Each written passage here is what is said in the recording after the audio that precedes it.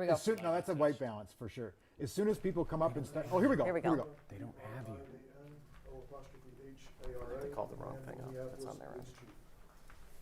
At approximately 9:03 a.m. this morning, Minneapolis police received the report of a shooting involving federal law enforcement in the area of East 26th Street and Nicollet Avenue on the south side of the city.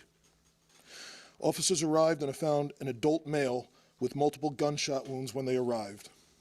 Life-saving aid was being rendered, and he was transported by ambulance to Hennepin County Medical Center, where he was later pronounced deceased.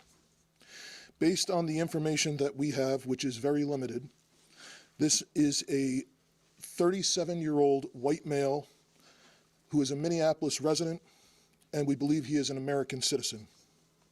We have not been told any official reports of what has led up to the shooting, but we have seen the video that is circulating on social media.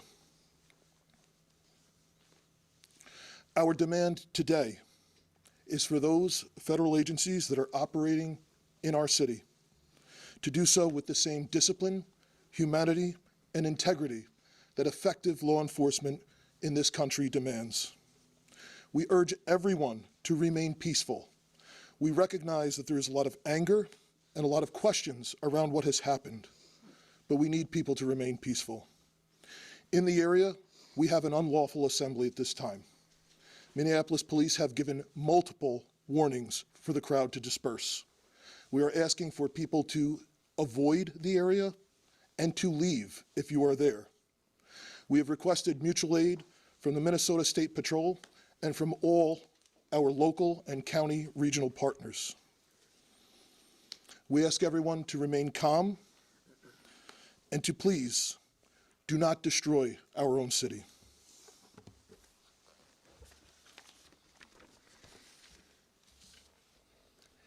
I just saw a video of more than 6 masked agents pummeling one of our constituents and shooting him to death. How many more residents, how many more Americans need to die or get badly hurt for this operation to end? How many more lives need to be lost before this administration realizes that a political and partisan narrative is not as important as American values? How many times must local and national leaders must plead with you, Donald Trump, to end this operation and recognize that this is not creating safety in our city? As you'll hear from Director Sayer in just a second, we have seen these kinds of operations in other places, in other countries, but not here in America. Not in a way where a great American city is being invaded by its own federal government. I'm done being told that our community members are responsible for the vitriol in our streets. I'm done being told that our local elected officials are solely responsible for turning down the temperature. Just yesterday, we saw 15,000 people peacefully protesting in the streets, speaking out, standing up for their neighbors. Not a single broken window, not a single injury. Those peaceful protests embody the very principles that both Minneapolis and America was founded upon. Conversely, the mass militarized force and unidentified agents who are occupying our streets, that is what weakens our country. That is what erodes trust in both law enforcement and in democracy itself. So to everyone listening, stand with Minneapolis. Stand up for America. Recognize that your children will ask you what side you were on. Your grandchildren will ask you what you did to act to prevent this from happening again, to make sure that the foundational elements of our democracy were rock solid. What did you do to protect your city? What did you do to protect your nation? This is not what America is about. This is not a partisan issue. This is an American issue. This administration and everyone involved in this operation should be reflecting. They should be reflecting right now and asking themselves, what exactly are you accomplishing? If the goal was to achieve peace and safety, this is doing exactly the opposite. If the goal was to achieve calm and prosperity, this is doing exactly the opposite. Are you standing up for American families right now, or are we tearing them apart? The invasion of these heavily armed masked agents roaming around on our streets of Minneapolis, emboldened with a sense of impunity, it has to end. This is not how it has to be.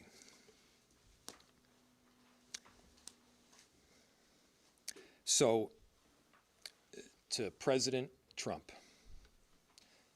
this is a moment to act like a leader.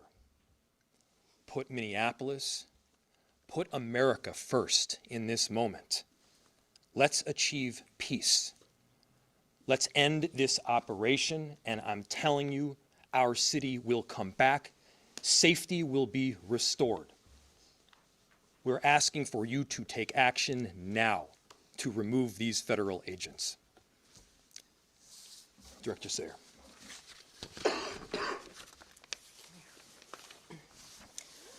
My name is Rachel Sayre, and I am the Director of the Emergency Management Department for the City of Minneapolis. I took this job to keep us safe because I live here, and this is my community. We are doing everything we can to mitigate the impacts of this terrible situation.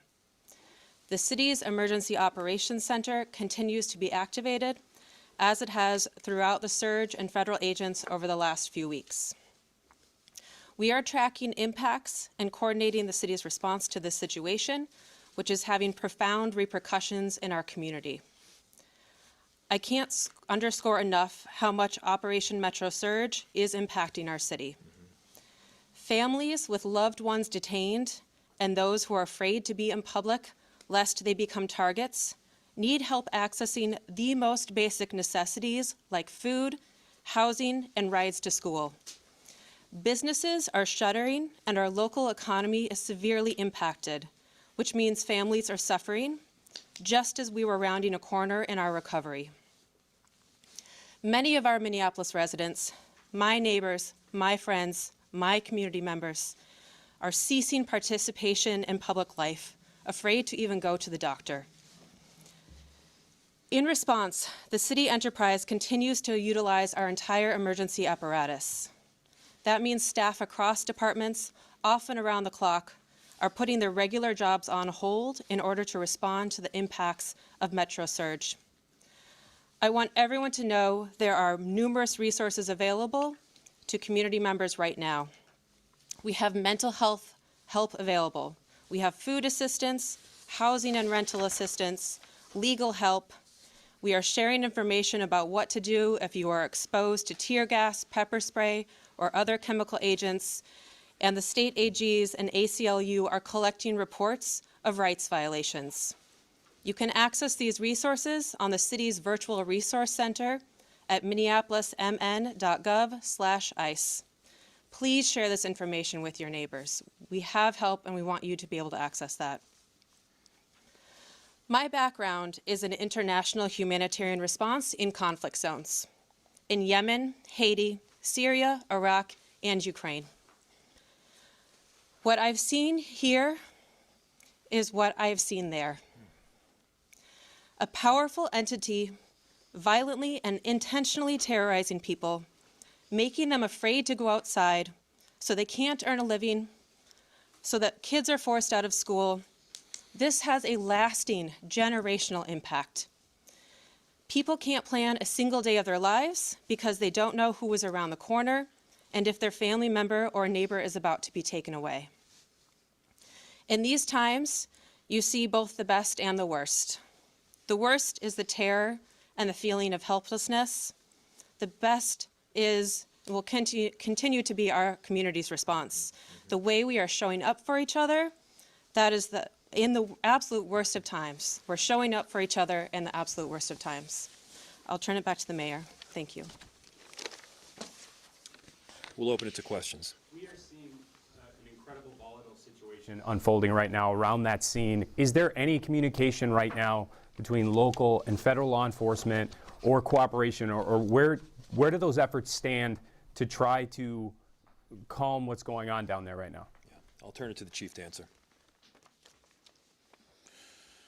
So the question was, there is an incredibly volatile scene in South Minneapolis right now, and the extent of communication with law enforcement agencies.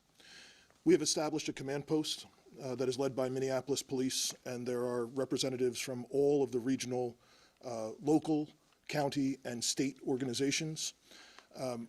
We have had communication with Homeland Security, but they have not been able to provide us any specific details around the incident itself.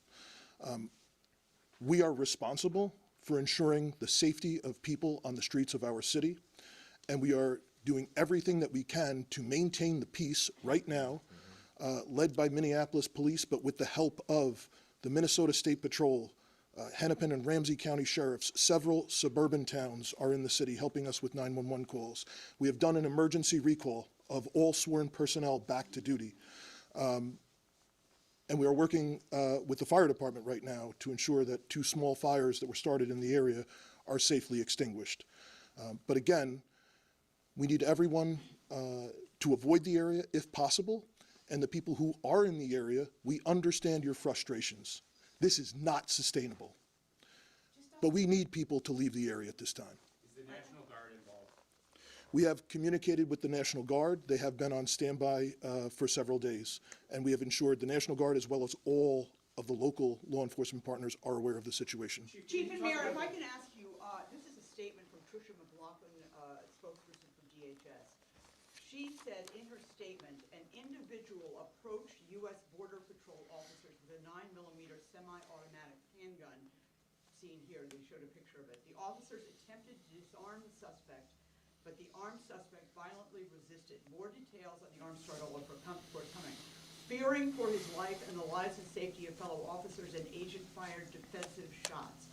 Medics on the scene immediately delivered medical aid. Is that what happened? So Minneapolis Police, the question was, you read a statement from DHS saying that a weapon was presented and there was attempts to disarm the person. Again, like I stated earlier, Minneapolis Police, as well as our supervisors, our watch commander, responded to the scene. We were not provided any public safety statement around the incident, what happened. We have since seen a video that is circulating online, like thousands of other people have at this time. So we do not know what happened prior to the recording that is online right now. I immediately called for the Minnesota Bureau of Criminal Apprehension to respond, to conduct an investigation. They are on the scene. I believe the FBI is on the scene as well. But I think the video speaks for itself. What I can tell you is we have identified this person, 37-year-old white male, resident of the city. The only interaction that we are aware of with law enforcement has been for traffic tickets, and we believe he is a lawful gun owner with a permit to carry. Chief, can you clarify, was MPD cut out of this investigation? Has the BCA been cut out, like we've seen from the 2 previous shootings? The question was, has MPD been cut out of the investigation, and has the BCA been cut out? As I stated, I immediately requested the BCA to respond. It's my understanding that they are on the scene. I have not heard anything otherwise.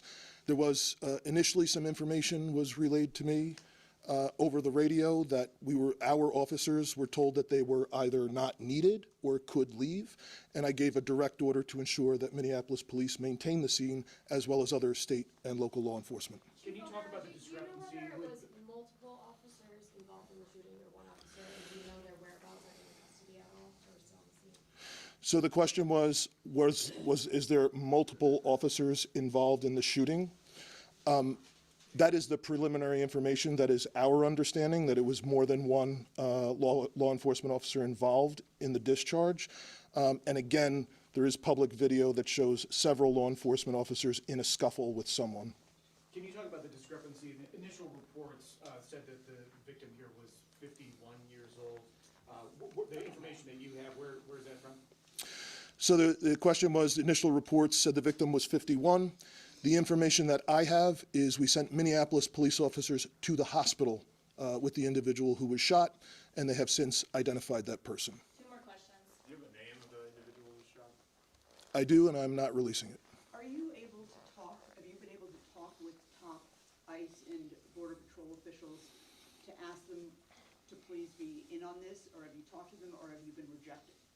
The question was, have we talked with federal law enforcement to be in on this? We have had conversations with Homeland Security Investigations this morning. We are told they do not have any information to share at this time, but we will attempt to maintain those communications going forward. Do you believe Last that? question, Do you last believe question. that?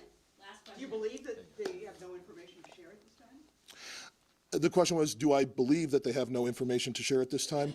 I don't know if the individual that we were in contact with would or not. This is a Saturday morning. And just like it was for us, it was a scramble to do an emergency recall and to get people to the scene. All right, thank you guys. We'll have more information